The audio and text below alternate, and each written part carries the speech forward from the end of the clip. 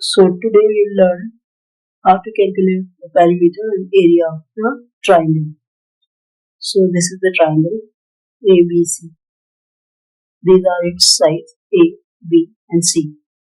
The small ABC are the sides and this is the height of the triangle.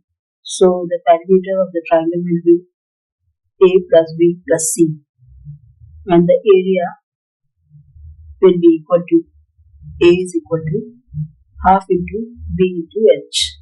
B is the base and height is given H. It is H. So the area is equal to half into B into H.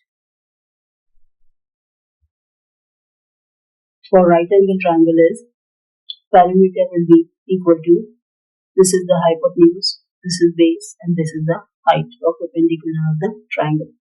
ABC is the triangle. Perimeter will be equal to P is equal to B plus H plus D. These three sides will be added to get the perimeter.